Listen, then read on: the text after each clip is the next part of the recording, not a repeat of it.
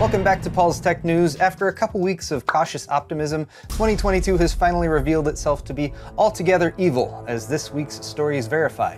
International megacorporations are gobbling up slightly smaller international megacorporations. Newly launched GPUs are somehow regressing technologically and functionally like a devolving troglodyte, and carnivorous vulture bees who ravenously crave the sweet and forbidden taste of flesh now roam freely, presumably in terrifying swarms large enough to carry off a grown man to a gruesome and painful death. And while some might see our move from murder hornets to vulture bees as progress, I would prefer to just stay the fuck away from all that shit, burn the neighborhood down, and talk about something only slightly less painful, like industry-wide price hikes due to TSMC charging 20% more for their services. Oof. This feels like a drinking episode. Excellent! Today's video is brought to you by Lexar SSDs and memory kits. If you're looking to upgrade your gaming PC, drop a Lexar NM620 NVMe SSD into your motherboard's M.2 2280 slot. Up to 2TB capacities are available, and the PCIe Gen 3x4 interface allows for up to 3300 megabytes per second reads and 3000 megabytes per second writes. Or try a Lexar Hades RGB DDR4 memory kit, available in 3200 or 3600 speed with XMP 2.0 support, vibrant RGB lighting, and a smooth and stylish design. Controllable by most motherboard RGB software too. For more on Lexar Hades memory or the NM620 SSD, click the sponsor link in the video description. Thanks to Joe for the beer, and cheers everyone. The big news this week was Microsoft's acquisition of Activision Blizzard, a deal valued at just shy of $69 billion, nice, which was announced Tuesday, engorging the tech giant even further, making Xbox Game Studios the third largest gaming company in the world by revenue, behind Tencent and Sony. There are many facets to this story, and gamers everywhere will be affected, whether you're concerned about the ever-shrinking number of mega companies who seem to own everything in the world, or you're optimistic about the seemingly endless crossover possibilities that now exist between titles that were completely separate before, like a Tony Hawk free skating update for Minecraft or a Doom skin for Candy Crush. Analysts say the $95 cash per share sale price is a screaming deal for Microsoft, despite it being about a 45% premium on Activision Blizzard's price earlier this week, which had fallen precipitously over the past 6 months or so due to fallout from the widely publicized sexual harassment lawsuits and SEC investigation that followed. The price has rebounded since the deal was announced, although many are still calling for some accountability for embattled Activision Blizzard CEO Bobby Kotick. A Wall Street Journal report from the fall tied him personally to sexual misconduct reports and suggested that he was aware of them for years, but after 3 decades leading the company, the Microsoft acquisition seems like the perfect opportunity for Kotick to duck the scandal and sneak out the back door, likely with a sizable payout, his golden parachute or gilded hand job or whatever they're calling that these days. And while Kotick will continue to serve as CEO until the deal closes, he is also claiming that all that lawsuit stuff has nothing to do with this deal, instead blaming delayed Blizzard titles such as Overwatch 2 and Diablo for the move, which is always the mark of top-tier leadership. Blame other people, like the developers that sustain your company, rather than accepting any responsibility yourself. Kotick continued to display his quality by resisting the buyout, according to Bloomberg, but still put the word out to see if any other company would outbid Microsoft, and upon discovering that no one else wanted his tainted company, now bereft of power, he accepted the deal and started spouting excuses in a vain attempt to salvage his legacy. He even considered simply purchasing video game review websites such as Kotaku and PC Gamer amidst all the criticism to change the public narrative, which sounds super legit and honorable and doesn't belie an undercurrent of self-consciousness and guilt in the slightest. All that said, this deal is not done quite yet. It's set to close in fiscal year 2023, and regulatory approvals are still needed, so it might not be approved for up to 18 months. Don't worry, Bobby, I'm sure all this scandal will have blown over by then. Meanwhile, tech reviewers everywhere were scandalized by the Radeon RX 65 XT launch on Wednesday, as the cut-down RDNA 2-based card was found to perform quite poorly, often outpaced by the last-gen 5500 XT from 2019, or even the RX 580 from 2017. The paltry 4GB 64-bit VRAM configuration was partly to blame. A x4 PCI Express interface hurt performance even more, especially when paired with older Gen 3 setups, and a lack of H.264 or H.265 hardware encoding combined with only 2 display-out connectors seemed to stomp out hope for any positive spin that even the most optimistic reviewer might have had in mind. It still sold out out immediately everywhere though, of course, but the feedback was so dismal that there's a pushback against the review pushback, with PC World executive editor Brad Sharkus,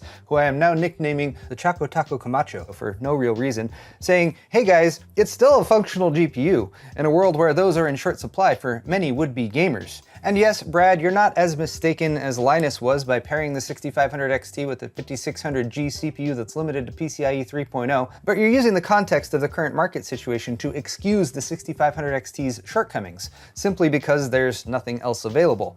The argument also leans on an assumed $200 to $250 retail price, which hasn't exactly proven to be readily accessible at online retailers that have listed the cards. And while we're in dire straits, we're not exactly dying of thirst quite yet, metaphorically speaking. So AMD's offer of some muddy water to tide us over until it rains again can still be rejected outright. Because we're not just rejecting this card, we're refusing to accept a new status quo that sees us all paying more and more money for less performance, while manufacturers continue to report record profits.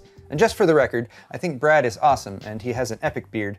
I just hope that nickname sticks. Our next potentially disappointing GPU launch is right around the corner though, as Nvidia also has an entry-level card waiting in the wings, the RTX 3050, which is supposed to go for $250, even though we all know that won't be the case. A Galax-affiliated supplier in Japan started selling them as early as last Friday, and they flew off the shelves for the equivalent of $400 a pop before taxes. Stats for the 3050 are particularly appealing if you compare it to the RX 6500 XT though: 8GB of GDDR6 VRAM on a 128-bit interface, and 4 actual display outputs. Such opulence, such luxury, and possibly some optimistic news about mining performance too, according to videocards.com, who got some early hash rate info from a source in China. The 3050 is a light hash rate card, and mining performance is limited to 12.5 million hashes per second at about 73 watts of power consumption. Combine that with crypto prices dropping significantly thus far in 2022, and the estimated ROI timeframe for a $250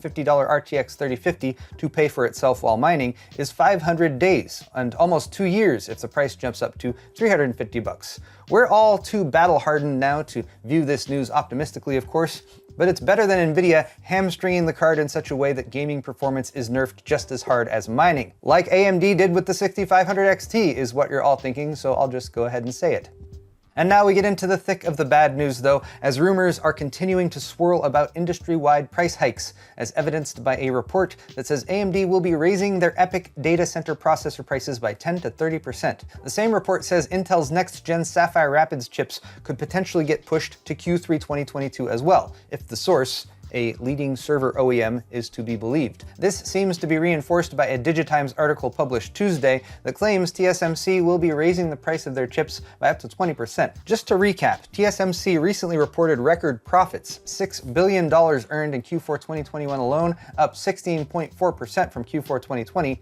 But fortunately for them, it's just generally accepted that market conditions, demand, and shortages mean they can raise prices, rather than anyone saying, "Hey TSMC, you just earned more money than ever. Maybe some of those profits could be used to subsidize your costs in order to maintain lower prices." That would be dumb though, because of how business works, and if you say otherwise, you're probably just a poor person who doesn't understand such things. TSMC customers like Nvidia and AMD will just have to pay more for chips. But if you're worried about Nvidia and AMD, don't be too concerned, as they'll likely just raise their retail prices so consumers can foot the bill. I'm sure we can afford it, and if you're starting to think there's an industry-wide push to lock in shortage pricing for the coming years so these companies can continue to make record profits even after new fabs come online and the shortages are relieved, you're probably right. Now the solution to all this, if you sympathize with the unwashed rabble who comprise the PC gaming consumer market, is more fabs and more chip production. Also the ETH merge, but no time to talk about that today. Last week I tipped you all off to this story though, now confirmed. The White House announced Friday that Intel will spend $20 billion on a chip-making hub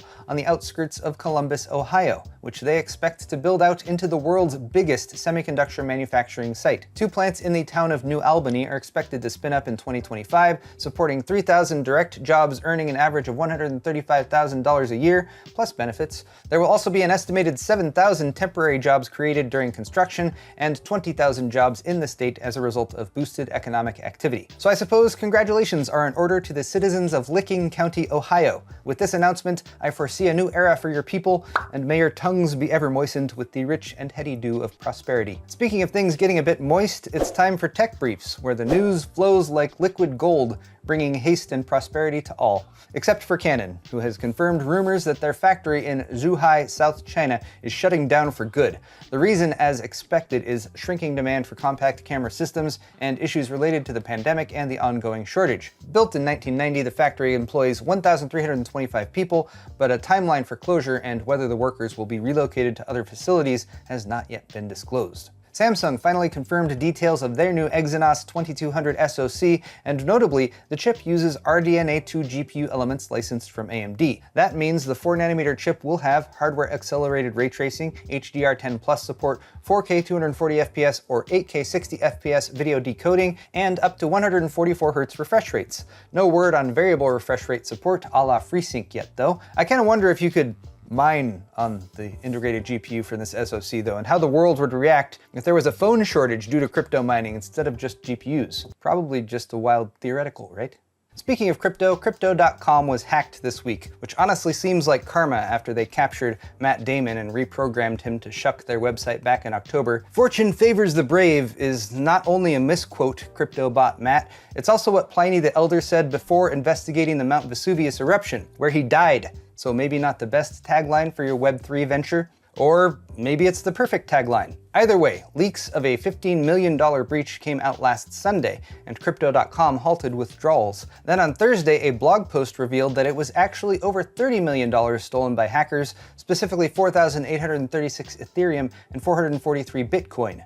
Or Bitcoins. No customers experienced a loss of funds, said the blog post, which indicates that Crypto.com CEO Chris Marszalek opted to reimburse the 483 affected customers for the stolen funds, likely taking it as a loss in order to save face and not remind potential investors that the very decentralized nature of cryptocurrency means you often have no recourse when hacks like this take place. But you know what? Things could be worse. As mentioned in the intro, carnivorous vulture bees have evolved a taste for flesh. And sure, when I hear the word flesh, I automatically assume it's human flesh. And maybe I didn't even read this article all the way through and I'm going with my most visceral gut reaction. But your gut isn't where these bees begin their feast, oh no. That would be the eyes, which is where they usually enter a carcass to gorge themselves on the bounty within, feeding quickly enough to reduce a large lizard to a skeleton in just 2 days. Not bad, vulture bees. I was just feeling like this year really needed some gruesome new thing to fear as an effective distraction. Of course, you could also distract yourself by diving into the Metaverse, as shown here by Alex Moss on Twitter. Look how awesome it is! This is a live rave being thrown to celebrate a new NFT launch. Look at those lifelike avatars. Watch as they dance and sway to the rapturous melody, a living mesh between the digital and corporeal worlds. It captures the human element so thoroughly that I think everyone will want to spend all their time and money there now. And it definitely doesn't look like a half-assed Second Life knockoff with almost Minecraft quality textures. Web3 surely is the promised land. Now, I've spent most of this episode in a bitter mood, although the beer does help. But I thought I'd end with a chaser to help keep things at least a little bit positive. Hardware Unboxed published their monthly GPU pricing update Tuesday, and Tim had some good news to share. Prices are down. Not a lot, just a bit, but even a 2 to 8% improvement, as seen with the Nvidia 30 series cards, is at least moving in the right direction. And to follow up, late in the week, the crypto market crashed yet again. Pretty bad, actually, with Bitcoin falling below 38,000, and now it's fallen even more down to 36,200.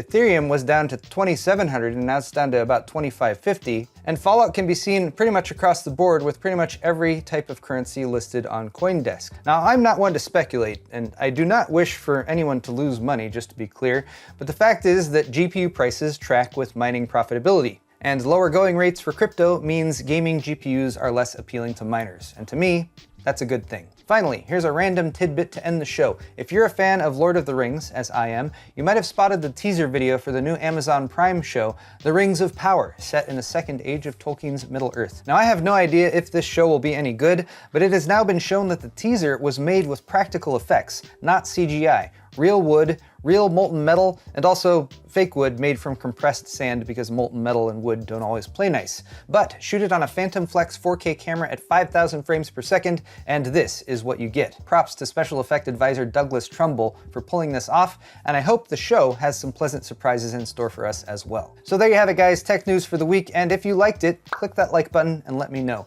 Your feedback is always welcome, so please feel free to leave me a comment down below. While you're down there, all the articles I talked about today are linked in the video description if you're interested, and check out my store at paulshardware.net for high quality merch, t-shirts, hoodies, beer sets, and more. And if you're not subscribed, maybe subscribe. Thanks again, everyone, and we'll see you next week.